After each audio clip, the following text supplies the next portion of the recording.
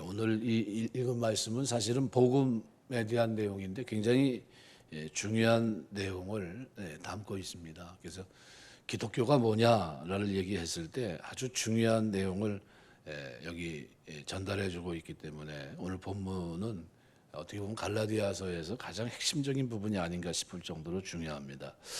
바울이 예루살렘에 14년 후에 올라갔다. 올라간 이유가 뭡니까? 그냥 올라가지 않고 헬라인 디도와 함께 올라갑니다. 바나바와 디도와 함께 예루살렘에 오르게 되는데 바울이 그때 갔을 때 이것은 2절 말씀해 보시면은 계시를 따라 올라가 이렇게 변합니다. 그냥 간 게 아니라 뭘 따라서요? 계시를 따라. 언뜻 보면 바울 자신이 다른 사도들보다 자신이 전한 복음을 사도들에게 제시하는 것 같이 보이지만 사실은 그렇지 않습니다. 똑같은 동등한 위치에 있었다. 그래서 이 계시에 따라 예루살렘에 올라갔는데 바울은 하나님의 계시에 따라 예루살렘에 올라가서 하나님과 직접 교류하던 사도였다는 것을 인정을 받습니다. 또 복음도 부활하신 그리스도 입에서 이미 1장 12절 같은 데 보시면 이렇게 표현합니다. 이는 내가 사람에게서 받은 것도 아니요 배운 것도 아니요 오직 예수 그리스도의 계시로 말미암은 것이다. 계시를 받았음을 분명히 얘기합니다. 그래서 사도 바울의 모든 복음의 메시지는 하나님이 주신 계시입니다. 그래서 하나님의 계시를 받은 사람이 남에게 확증을 받으러 간다는 것은 말이 되지가 않습니다. 그죠? 그래서 똑같이 사명을 받았다 이렇게 보시면 됩니다. 그리고 만일 문제가 있었다면 14년 동안 기다릴 이유가 전혀 없어요. 바로 올라갔어야 됩니다. 그리고 뭔가 배워야 됐다고 한다면 14년이 이르기 전에 가서 배웠어야 됩니다. 갈라디아서 1장 8절 보면 그러나 우리나 혹은 하늘로부터 온 천사라도 우리가 너희에게 전한 복음 외에 다른 복음을 전하면 저주를 받을지어다. 자신이라 할지라도 복음에 대해서 계시받은 복음이죠. 직접 전달받은 계시의 복음 이거 외에 다른 것을 만일 내가 생각한다면 다른 것을 전한다면 이것은 배격당에 마땅하다 이런 취지의 말을 전달하고 있는 겁니다. 그래서 바울은 자신의 메시지가 하나님의 계시였고 올바른 것이었지만 거짓 교사들의 오류를 입증할 수 없다면 교회가 건전한 복음의 가르침 안에 설 수 없다는 것을 인식하게 됩니다. 사실 이때 갈라디아 지역에 있던 교회들이 예루살렘에 있던 교회보다 더 부유했습니다. 아주 여러 면에 있어서 부유했습니다. 특별히 경제적인 부분은 아주 예루살렘은 아주 핍절했습니다. 핍절했어요. 그 정도로 어려웠는데 거기에 부유함 그것 때문에 자고하지 않고 바울이 고민했던 것은 뭐냐 하면 이 계시로 받은 이 복음이 내가 전한 이 복음이 헛되게 될까 봐 열매를 맺지 못하고 그냥 끝날까 하는 그런 두려움이 있었습니다. 쉽게 말하면 사역의 열매예요. 그래서 이방인들이 복음을 통해 구원받았는데 구원이 어떻게 해요? 다른 복음을 전하고 복음에 무엇을 덧붙이려고 하는 사람들 때문에 결국 어떻게 해요? 배도하게 되는 이런 장면이 눈앞에 펼쳐지게 되니까 자기의 사도성을 일단 교류하면서 인정을 받아야 되고 내가 받은 이 복음이 하나님의 계시라고 하는 사실을 분명히 어떻게 해요? 나눌 필요가 있었던 겁니다.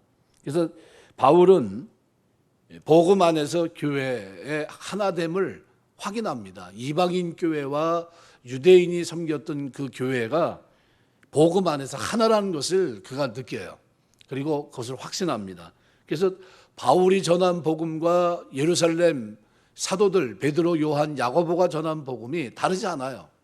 본질적으로 복음은 하나예요. 왜요? 그 줄기가 하나님으로부터 왔기 때문에 그렇습니다. 그래서 우리가 바울의 입장은 뭐냐 하면 그리스도를 믿는 복음은 문화를 초월해서 모든 사람들을 위한 복음이라는 거예요. 그러니까 지금도 우리가 선교를 하는데 선교하면 나라마다 틀려요. 나라마다 문화가 틀리고 생활 풍습이 틀립니다. 그런데 복음을 이렇게 제시하면서 다른 것까지 자꾸 요구하게 되면 어떻게 될까요? 문제가 됩니다. 구원받는 데 있어서도 문제가 되고. 그런데 이 사도 바울이 전하는 복음에 대해서 약간 이 왜곡시켰던 이 거짓된 자들은 그들 가운데 대다수는 그리스도인도 있지만 유대인이 다 그리스도인은 아니었거든요. 그래서 그리스도인은 누구나 유대인처럼 되어야 된다 이렇게 얘기한다면 그건 오류입니다. 뭐냐 하면 그리스도인이 유대인처럼 된다는 것은 율법주의로 들어가는 겁니다. 구약의 율법의 모든 의식법 이런 것들을 다 어떻게 해요? 준행해야 되는 거예요. 이건 말이 안 됩니다. 구원은 오직 뭐로요? 믿음으로 구원받는 겁니다. 믿음으로. 근데 이 믿음으로 구원받는 이 원리에다 유대인들의 어떤 그 날 때부터 8일 만에 받는 할례, 그죠? 모든 뭐 의식법, 정결법 이런 것들을 다 얘기한다면 그러면 굉장히 큰 어려움에 봉착합니다. 그런데 예루살렘에서 내려온 거짓된 사람들이 이 복음을 어떻게 해요? 이 바울이 전하는 복음에 그걸 덧붙인 거예요. 바울의 반대되게 가르쳤던 무리가 있었습니다. 만일 예루살렘 사도들이 그들의 말을 편들거나 조금이라도 용납했다면 아마 교회는 그때 이미 둘로 쪼개졌을 거예요. 그래서 바울 중심의 교회 그리고 예루살렘 중심의 교회로 나눠졌을 거예요. 왜요? 문화가 틀렸기 때문에. 당시 예루살렘에 있었던 사도들은 이 교회에서 개종하는 이방인들에게 복음이 어떤 의미인지 사실 깊이 생각해 볼 그런 여지가 없었습니다. 왜요? 그들 마음 중심에는 이방인들은 지옥의 땔감이라고 생각했습니다. 저 사람들은 구원이 없다 이렇게 봤어요. 그러니까 이방인들에 대한 어떤 호의적인 태도, 이방인에 대한 어떤 긍휼, 자비 이런 건 생각하지 않았어요. 그들에게 구원, 무슨 구원이 있겠냐는 거예요. 베드로도 하나님이 받아들이는데 네가 뭐냐? 그거 나중에 깨닫거든요. 그런데 당시 예루살렘에 있던 사람들은 그래서 복음의 의미에 이방인들의 그 복음을 받아들이고 구원받는 것에 대한 깊이가 없었어요. 모든 그리스도인들은 당연히 율법대로 또는 그에 준하는 정결한 음식을 먹어야 된다. 만약 이렇게 얘기한다면 그거는 유대인 입장에서 한 얘기입니다. 하지만 이런 오류를 작은 오류를 범했을 때 그 여파는 어마어마한 여파로 다가옵니다. 구원받으려고 한다면 그리스도를 믿는 내적 믿음에 외적인 행위를 더 가져야 된다. 이렇게 얘기한다면 이거는 뭐예요? 구원을 왜곡시키는 겁니다. 아주 근본적인 문제에서 서로 맞서서 대적할 수밖에 없는 겁니다. 왜요? 구원은 오직 은혜로 믿음으로 구원받는 겁니다. 그래서 사도 바울은 그래서 그 모습을 오늘 4절에서 뭐라고 표현하고 있냐면 그리스도 예수 안에서 우리가 가진 자유 이렇게 표현합니다. 자유. 이 자유가 위협받으면 안 된다는 겁니다.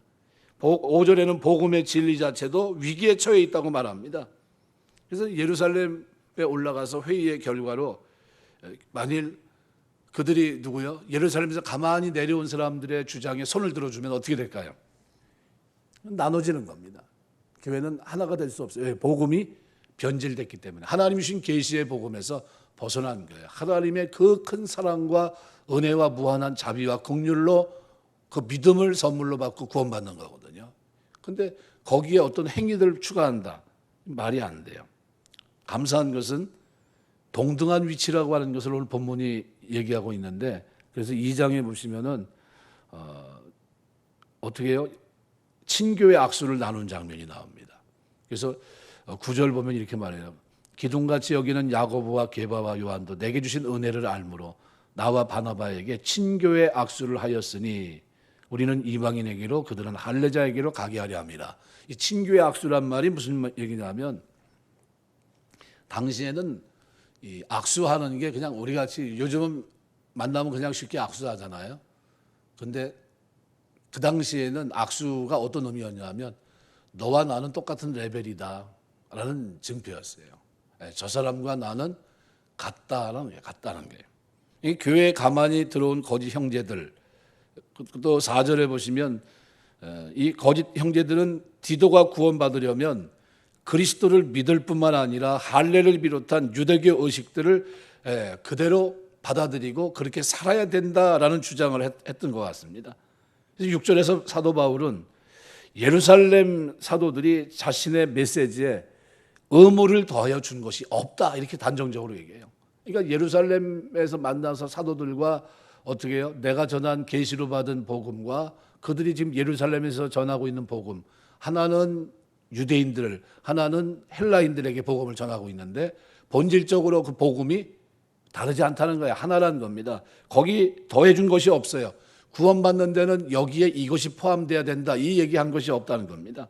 오직 그리스도를 믿음으로만 구원을 받으며 그 외에는 아무런 행위나 의식도 필요 없다고 그들도 동의했어요. 이게 동의한 겁니다. 교제 악수를 한 거예요. 디도를 받아들였다고 하는 것은, 디도는 헬라인이에요. 헬라인. 근데 그 헬라인을 데리고 올라갔는데 어떻게 해요? 가만히 내려온 예루살렘의 거짓된 형제들은 뭐라고 얘기합니까? 저 사람 빨리 할례 받아야 됩니다. 저 구원은 완벽한 구원이 아닙니다. 저가 구원받으려면 우리 유대교가 가지고 있는 문화 속으로 들어와야 됩니다. 이 얘기입니다. 근데 만일 그것을 사도들이 야고보, 요한, 그죠? 이런 사람들이 그게 맞다고 얘기하면 어떻게 돼요? 그 큰일 나는 겁니다. 문제가 돼요. 그런데 하나도 더해준 게 없어요. 사도 바울이 지금까지 전했던 복음, 오직 이신칭의 복음이에요. 그러니까 예수 그리스도를 믿는 믿음으로 구원받는, 은혜로 구원받는 이것에 대해서 이의를 제기하지 않았다는 거예요. 그래서 디도를 받아들였다고 하는 것은 그들의 복음에 함축된 기본 의미를 바울 사역과 함께 받아들였다는 거예요. 14년 후에 만났는데도 14년 전이나 14년 후나 그죠? 내용이 바뀐 게 하나도 없어요. 우리는 그리스도 안에서 골로새서 1장 22절 보면 거룩하고 흠없고 책망할 것이 없는 자로 그 앞에 세워집니다. 근데 의식법은 폐기되거나 대체되지 않습니다. 왜요? 그리스도 안에서 이미 성취됐기 때문이에요. 그러니까 내가 예수를 믿으면 지금 구약이 얘기하고 있는 의식법이나 아니면 다른, 그죠? 구약이 얘기하고 있는 이 어떤 법, 그죠? 제사, 이것으로 우리가 갈 필요가 없어요. 왜요? 완성하셨기 때문이에요. 그리스도 안에 성취된 겁니다. 그리스도께서 우리를 정결하게 하신 겁니다. 그래서 유대인 신자들이 이방인 기도를 받아들인 일은 그 원리를 보여주고 있는 겁니다. 사람은 무슨 행위나 의식을 통해서가 아니라 그리스도로 말미암아 영적으로 정결해지고 받아들여지는 겁니다. 이방인은 유대인의 관습이나 문화에 따르지 않고도 하나님 백성의 일원이 될 수 있다는 거예요. 그러니까 이 얘기가 굉장히 중요한 것은 우리가 이제 열방 많은 나라들에게 복음을 전합니다. 전하는데 나라마다 뭐가 있어요? 관습이 있고 문화가 있어요. 그런데 우리가 기독교인데 기독교에 가지고 있는 우리의 관습, 이런 관습을 만약에 거기다 더하는 거예요. 그러면 됩니까? 안 됩니까? 그러지 말라는 거예요. 오직 구원은 뭐래요? 믿음으로 옵니다. 그래서 거짓 형제는 우리를 종으로 삼아 그리스도 안에서 우리가 가진 자유를 누리지 못하게 한다. 이게 무슨 말입니까? 믿음으로 구원받는 것 외에는 다른 걸 얘기할 필요가 없는데, 그런데 만일 다른 걸 얘기하면 어떻게 해요? 그럼 우리가 그 문화 속으로, 그들이 요구하는 요구 속으로 들어가면 종이 되는 거예요. 종. 그래서 바울은 복음이 자유를 준다고 말했지만 그들은 자유를 주는 것이 아니라 그들이 요구한 것에 순응하게 되면 우리가 스스로 노력으로 구원을 이루는 게 됩니다.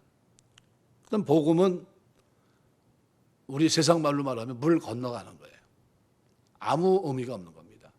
그래서 복음이 뭐냐를 얘기했을 때 복음은 구원의 가장 중요한 메시지가 그 속에 담겨 있는데 특별히 두 가지 면에 있어서 우리가 조심해야 됩니다. 하나는 복음은 문화의 장벽에서도 자유입니다. 자유.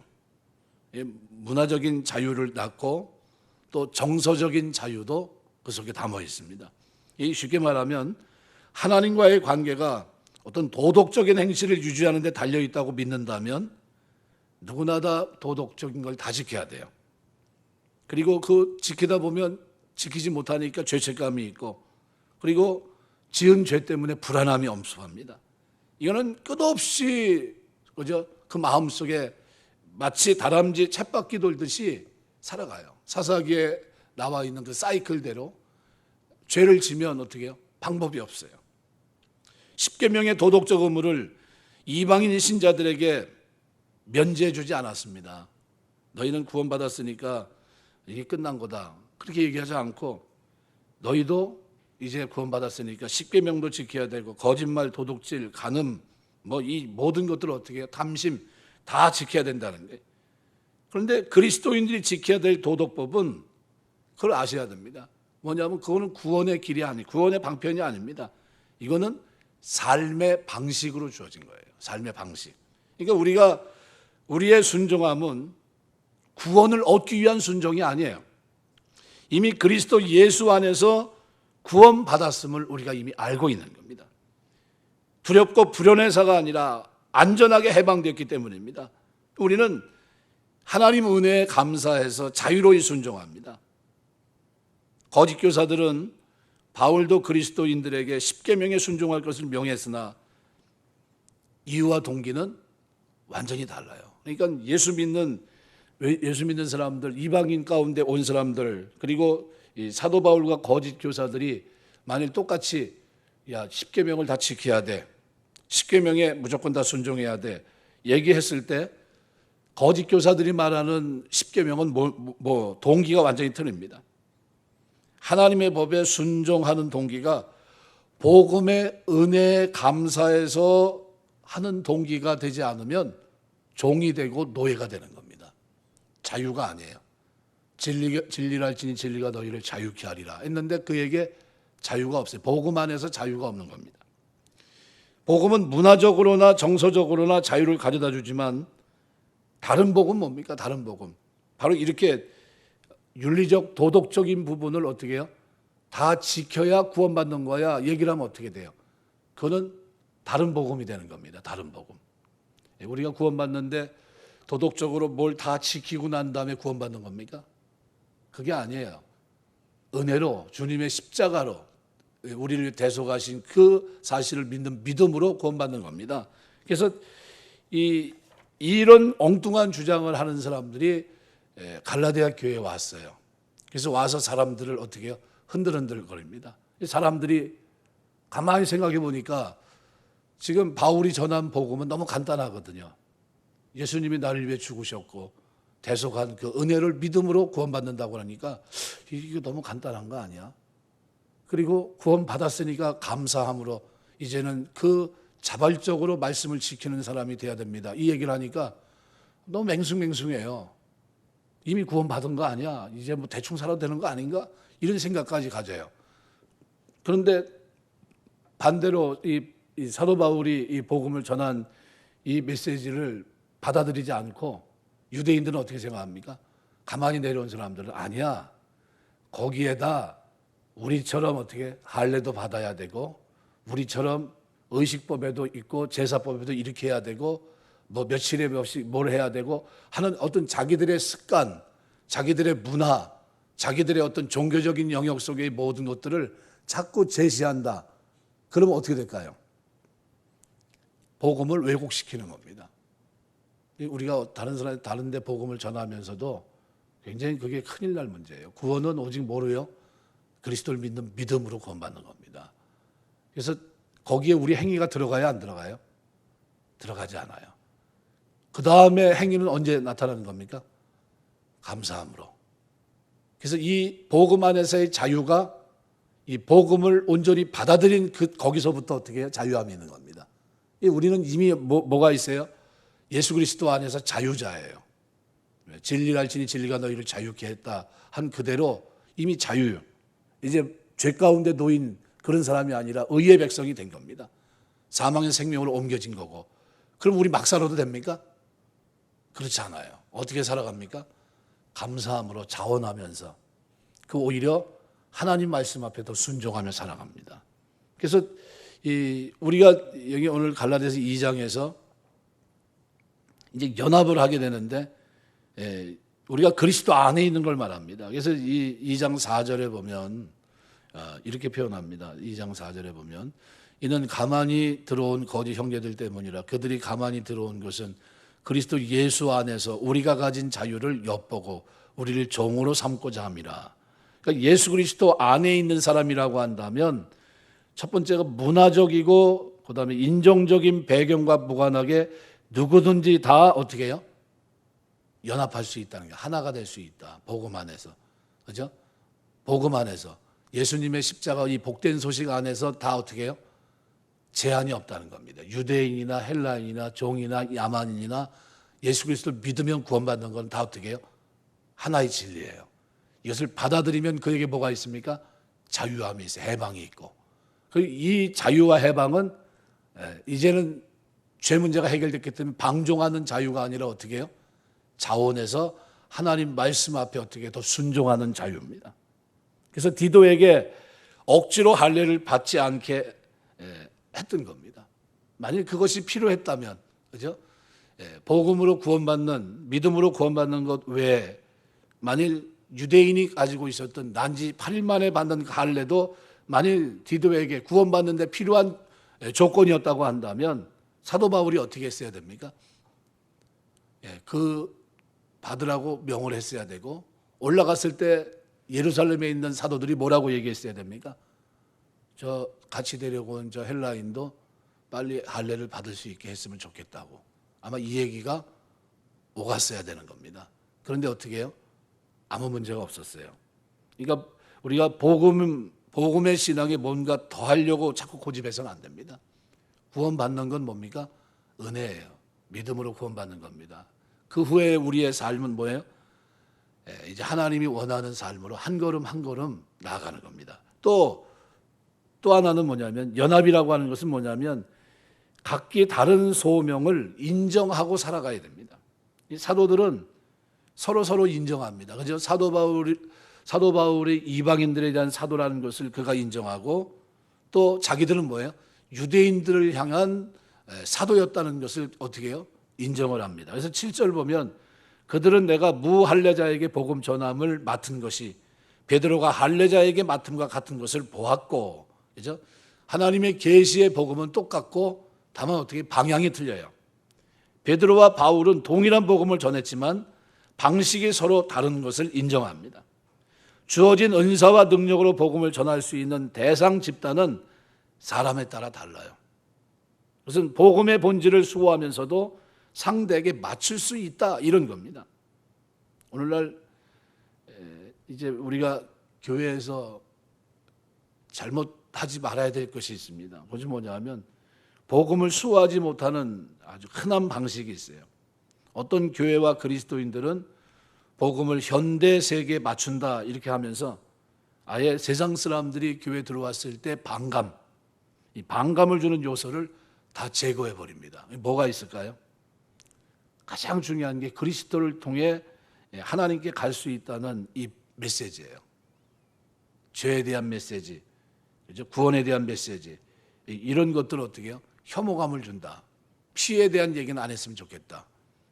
이런 이야기들을 일체 성경에 나타난 기적들을 또 언급하지 않습니다. 그럼 뭐 어떤 문제가 생기냐 하면 바깥에서 들어오는 사람들에게 이 얘기를 하지 않게 되면 어떻게 해요? 복음이 없는 거예요. 본질적인 것에서 어떻게 무너진 겁니다. 그럼 남은 건 뭐예요? 복음이 없으면 선행으로 구원받는 수밖에 없어요. 어떻게 행위로 구원받는 걸 얘기하는 겁니다. 그러니까 선행을 통한 자력 구원, 결국 복음이 수호되지 못하는 건 바로 그겁니다. 또 반대로 많은 교회와 그리스도인들이 뭐 음악이나 또는 조직, 특수 용어에 매몰된 나머지 외부인들, 하나님의 복음에 대해 알지 못하는 사람들의 취향, 감성, 이것들을 받아들이고 통합하려는 변화의 의지가 없는 걸 말합니다. 그러니까 상황에 맞추는 정도가 너무 미진하거나 과하면 역설적이게도 복음을 잃어버릴 수 있다는 겁니다. 이 사도들의 이 복음의 메시지와 거기에 내포된 삶의 방식을 우리가 잘 이해하셔야 됩니다. 복음은 수호했지만 그 삶의 문화나 이런 것들은 어떻게 해요? 수용합니다. 그냥 그 정도. 이게 복음 이 메시지 자체를 상황에 맞출 준비가 그들은 되어 있었다는 거예요. 그 정도는 이해할 수 있겠다. 그 이상을 얘기를 하지 않습니다. 그래서 교회에서 우리가 이제 하나님을 섬기면서 이제 살아가는 동안에 이렇게 어떤 문화적, 인종적 배경 이런 것들로 다 어떻게 해요? 무너져야 되고, 뭐 지금 유럽 같은 데서는 어떻게 백인 교회가 있고 흑인 교회가 따로 있어요. 그거는 잘못된 교회입니다. 그죠? 벽이 허물어졌어야 되는 겁니다. 그래서 흑인은 그 교회 들어가질 않아요. 백인은 그 교회 들어가지 않고 자기들만 들어가서 예배드리고 그럽니다. 이게 올바른 교회가 아닙니다. 그래서 중요한 게 뭡니까? 그렇다 할지라도 복음의 본질은 잃어버리지 말아야 돼요. 오직 뭡니까? 행위로 구원받는 것이 아니라는 거예요. 예, 그래서 그런 것을 초월해서 어떻게 해요? 오직 그리스도를 믿는 믿음 안에서 해결해야 된다. 그래서 이 문제를 서로 이제 얘기하면서 교제 약수를 나누면서 더 이상 문제 삼지 않기로 한 겁니다. 그리고 문제가 되지도 않았고 아무 문제가 없음을 서로 확인합니다. 그런데 여기서 교회가 나아갈 길에 가장 중요한 또 하나의 표식을 하나 우리에게 던져줍니다. 그게 뭐냐면 10절 말씀이에요. 다만 우리에게 가난한 자들을 기억하도록 부탁하였으니 이것은 나도 본래부터 힘써 행하여 왔노라. 사실은 이게 뭡니까? 이게 구제를 말합니다. 그리스도인의 연합, 그 연합 속에 뭐가 들어가 있냐면 가난한 자들을 위해 구제하는 것, 이것을 기억해야 되고 사도 바울도 힘썼고 예루살렘에 있는 그들도 힘썼습니다. 이 가난한 이들을 기억하는 것이 그리스도인의 연합에 왜 중요한가? 예루살렘 회의의 정황으로 볼 때 바울이 이방 지역에 개척한 교회들보다 유대인 교회가 많은 어려움을 당했습니다. 그래서 가난했어요. 그래서 신학자 가운데 도널드 거스리 같은 사람은 이렇게 얘기합니다. 유대 그리스도인들의 형편, 그들의 빈곤이 이방 교회들의 동정을 요구했다. 그래서 관련된 성경 구절이 많습니다. 로마서 15장이나 고린도서 16장, 고린도서 8장, 9장 다 구제에 대한 내용입니다. 그래서 예루살렘 사도들은 이방인 교회가 그리고 유대인 교회에 당부하기를 지역 회중 내에서 자원을 공유하듯이, 우리 초대교회 보면 먹을 것을 어떻게 해요? 이제 핍박이 있게 되니까 구하지 못합니다. 도망자가 돼야 되니까 다 빼앗겨요. 그러니까 이제 먹을 것도 없고 하니까 어떻게 해요? 구제를 하는데 어떻게 구제했습니까? 밭을 팔아다가 사도들 발 앞에 놓고 재산을 팔아서 사도들 발 앞에 갖다 놓습니다. 서로 간에 긴밀하게 연결돼서 자원을 나누는 그런 모습이 예루살렘 사도들 앞에 있었습니다. 그런데 이 구제는 우리가 복음 안에서 해야 될 가장 중요한 일입니다. 왜냐하면 예수님은 자신이 그리스도이심을 세례 요한에게 입증할 때 선지자들의 예언대로 이사야 11장 1절에서 4절 한번 보실까요? 이사야 11장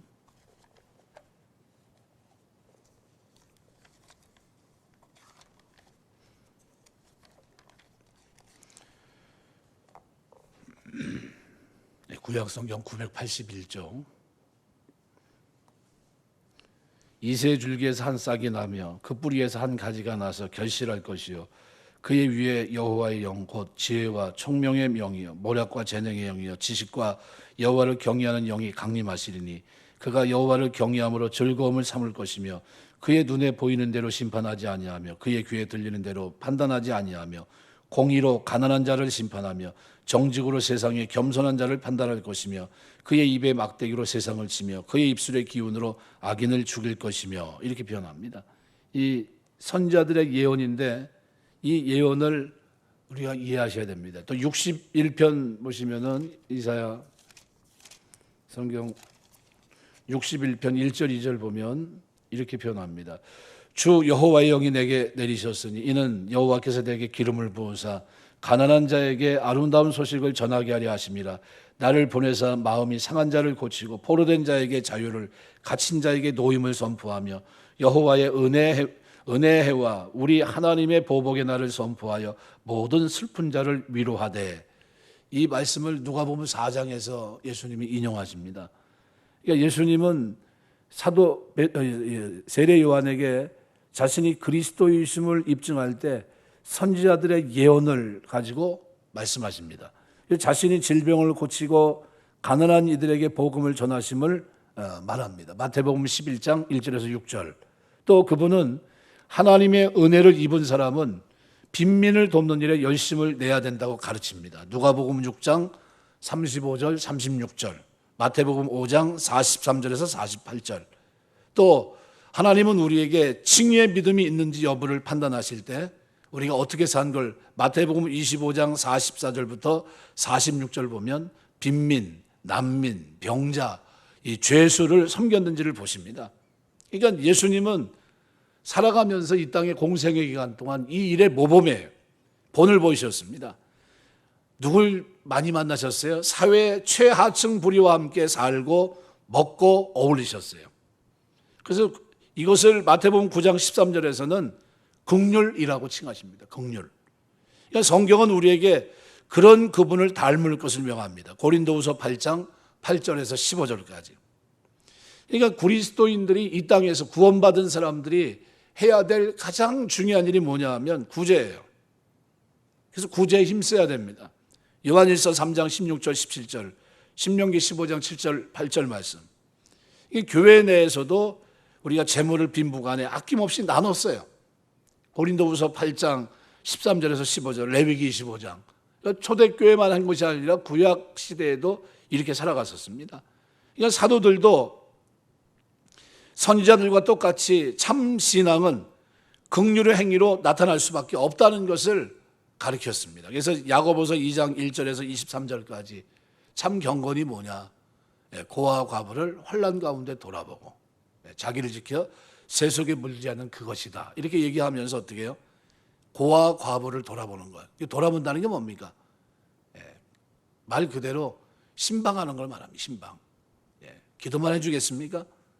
먹을 것도 주겠죠. 그래서 이를 위해 교회는 구제사역을 담당할 직분, 그래서 사도행전 6장 보시면은 1절에서 7절까지 그 내용을 기록하면서 누구를 얘기합니까? 성령 충만한 사람 7, 그죠? 외인들에게 칭찬받는 사람 7을 세웁니다. 그러니까 말씀 못지않게 구제도 교회의 한 사역이었다는 것을 분명히 보여줍니다. 로마서 15장 23절에서 29절 말씀. 바울이 예배소 장로들에게 남긴 고별사를 보면 사도행전 20장 27절인데 평소에 그들에게 하나님의 뜻을 다 가르쳤습니다. 그런데 이 고별사 속에 뭘 얘기하냐면 35절 보시면 약하고 가난한 이들에게 베풀라는 권면이 들어있어요. 뭘 얘기하는 겁니까? 구제예요. 그러니까 빈민 구제를 하나님의 모든 뜻의 일부로 보았을 뿐만 아니라 중요하게 여겼고 그 말로 권고를 마무리합니다. 그러니까 예루살렘 사도들이 오늘 갈라디아서 2장 10절 말씀에서 바울에게 강조한 것이 뭡니까? 바로 이 구제예요. 구제. 다만 우리에게 가난한 자들을 기억하도록 부탁하였으니 이것은 나도 본래부터 힘써 행하여 왔노라. 바울의 삶, 그리고 사도들의 삶, 그 중심 복음 안에서의 삶에 뭐가 있습니까? 구제라는 것이 있고 그 다음에 복음은 하나였다는 거예요. 복음에는 그리스도를 믿는 이신칭의 복음이에요. 구원은 어떻게 얻습니까? 노력해서 얻는 겁니까? 행위로 얻는 겁니까? 그게 아니에요. 은혜로 믿음으로 구원받는 겁니다. 그럼 그 다음에 행위는 뭘까요? 더하거나 하는 이런 부분들은 뭐예요? 그거는 우리가 말한 대로 자유 속에서의 어떻게 해요? 자유 속에서의 순종입니다. 마지못해 억지로 하는 게 아니에요. 기쁨 속에서 죄사함 받은 하나님 백성, 천국 백성이 된 하나님의 백성들이 이 땅에 사는 동안 어떻게 해요? 해방된 자유의 기쁨을 가지고 진리 가운데 살아가는 겁니다. 이게 우리의 삶이에요. 그래서 이거를 왜곡시키려고 하는 사람들은 어떻게 왜곡시킵니까? 이단들은 복음 외에 자꾸 다른 걸 얘기합니다. 그렇게 해서 구원받는 게 아니고 내가 보니까 뭐도 이렇게 해서 해야 돼 하면서 자꾸 뭐 물질을 가지고서 집을 팔아가지고 내야 돼. 그래야 구원받는 거야. 뭐 이런 식으로. 뭐 다른 뭐를 자꾸 거기다 그거 안 돼. 그래도 최소한 며칠은 금식해야 되고 뭐 이런 말도 안 되는 그럼 자꾸 뭘 붙이려고 그래요. 그래도 한 10년은 그래서 성경은 몇 번은 봐야 구원받는 거 아니냐고. 이게 말이 안 되는 거거든요. 근데 그 말에 사람들이 속아 넘어가요. 왜요? 복음이 너무 가벼운 것처럼 보이거든요. 근데 그렇지 않습니다. 복음은 본질적으로 우리에게 뭘 갖다 줘요? 자유를 줍니다. 그리스도 안에서 참 자유. 죄사함 받고 이제는 하나님 백성으로 살아갈 수 있는 영원한 기쁨과 자유를 우리에게 선물로 줍니다. 근데 이 자유를 우리가 포기해서는 안 되는데, 포기하는 경우가 어떤 경우입니까? 거기에 뭘 더하는 경우예요. 네, 이 구원에 다른 걸 자꾸 플러스 시키려고 하는 겁니다. 그래서 예루살렘에서 가만히 내려온 거짓 형제들은 거기다 뭐를요? 할례를 포함시키려고 했던 거예요. 그런데 사도들이나 예루살렘에서 복음을 전했던 사도나 이방인 가운데 복음을 전했던 사도나 3년 후에 그리고 14년 후에 만났는데 어떻게 해요? 내용이 전혀 다르지 않아요. 똑같아요. 네, 이것은 복음의 일관성입니다. 그래서 누구든지 문화를 장벽을 뛰어넘어서 그리스도를 믿으면 구원이 있는 겁니다. 네, 그 사람들이 찬송을 몰라도 구원이 있어요. 네, 예수를 믿기만 하면. 그래서 이 복음의 구원의 폭은 대단히 넓습니다. 대단히 넓어요. 네, 그래서 그 다음에 행위는 뭐예요? 네, 자유 가운데 순종입니다. 너무 감사해서. 그래서 신약은 다 뭡니까? 자원하는 겁니다. 자원하는. 신앙생활은 억지로 하는 게 아니에요. 하나님 베푸신 은혜가 너무 나에게 크게 다가오니까 갚을 길이 없어서 어떻게 해요? 베푸신 은혜를 무엇으로 보답할까 하면서 어떻게 해요? 순종하면서 하는 겁니다. 그 율법을 지키기 때문에 구원받는 게 아니에요. 이미 구원받았기 때문에 자유 속에서 율법을 지키는 겁니다. 순종하는 거예요. 이것을 분명히 아셔야 돼요. 그럼 여러분 지금 구원받았습니까? 안 받았습니까? 앞으로 신앙생활 잘하면 받을까요? 이미 받은 줄 믿습니다. 예, 그거를 분명히 하자는 거예요. 이미 예수 그리스도를 믿은 믿음으로 구원받은 겁니다. 그리고 이것이 우리의 삶의 자유, 우리 영혼의 자유를 주고 이것이 흔들림 없는 복음의 아주 가장 중요한 메시지예요. 이걸 가지고 있으면 우리가 살아가는 동안 단 한 가지, 그죠? 초대교회가 강조했던 게 뭐예요? 구제예요. 내가 복음을 가지고 그 하나님이 나에게 가난한 자, 그죠? 영혼으로 죽어 있던 나를 살렸어요. 그럼 내가 이 땅에 살면서 누구에게 초점 맞춰야 됩니까? 아직도 영원히 주님을 만나지 못한 그들을 위해서 우리가 복음을 전하는 그 일을 위해서 최선을 다해야 되고 또 먹을 것이 없어서 허덕이는 사람들이 있다면 어떻게 해요? 우리가 기꺼이 나눠야 돼요. 그런데 누구 안에서요? 주 안에서. 주 안에서 최대한도로 우리가 나눠야 됩니다. 그래서 디아스포라 흩어진 유대인들을 누가 섬겼습니까? 이방교회가 섬겼어요. 그들이 섬긴 겁니다. 데살로니가 교회는 불과 석 달뿐이 안 됐는데 그들 속에 뭐가 나타납니까? 도와주는 일들이 막 나타나요. 구제가 막 나타나요. 크게 부흥하면서 믿음의 역사와 사랑의 수고와 소망의 인내가 있는 교회로 성장합니다. 그 속에 뭐가 있었다는 거예요? 구제가. 예배석 교회도 구제가. 그거 있었어요. 갈라디아 교회도 구제가. 예루살렘 교회도 구제가. 그것이 초점이었어요. 그 사역의 중심에 뭐가 있었어요? 구제가. 여러분이 이 땅에서 잘 돼서 살아가는 동안 많이 약한 사람들 돌아보며 사시길 주의 이름으로 축원합니다. 이게 주 앞에 서는 날 하나님 상급을 받는 가장 중요한 일입니다. 그래서 잘 먹고 잘 사는, 나 혼자 잘 사는 그게 아니라 나의 삶을 통해서 나에게 준 달란트를 가지고 약한 자를 돌아보면서 사는 이것이 가장 행복한 삶이라는 사실을 잊지 마셔야 돼요. 거기에 엔돌핀이 아니라 다이돌핀, 다이돌핀이 엔돌핀보다 더 강력한 다이돌핀이 여러분의 삶 속에 그 일을 할 때마다 모처럼요 막 샘솟을 거예요. 그 축복이 있게 되시길 주의 이름으로 축원합니다. 말씀 맺겠습니다. 그래서 오늘 복음은 과거나 지금이나 바뀌었을까요? 2000년 전이나 지금이나 똑같습니다. 바뀌지 않았어요. 이 복음을 전하는 거예요. 그래서 이 바울을 로마서 1장 16절 17절에서 이 복음을 내가 부끄러워하지 않으니 이 복음 모든 믿는 자에게 구원을 주시는 하나님의 능력이 됨이라. 믿는 자에게 어떻게 구원을 주시는 하나님의 다이너마이트라는 게 폭발적인 능력이 있다는 겁니다. 헬라인이나 유대인이나 종이나 야만인에게 내가 빚진 자라 이렇게 표현하고 있어요. 우리도 빚진 자입니다. 그래서 우리가 살아가는 동안 하나님의 은혜에 빚졌기 때문에 그 은혜 빚진 자의 심정을 가지고 살아가면서 복음 안에서의 진리 가운데 자유가 그 해방이 뭐로요? 순종으로. 그래서 그것을 여러분이 분명히 인식하고 신앙생활할 때 흔들림 없이 하나님을 잘 섬기게 될 줄 믿습니다. 그 축복 있게 되시기를 주의 이름으로 축원합니다. 기도하겠습니다.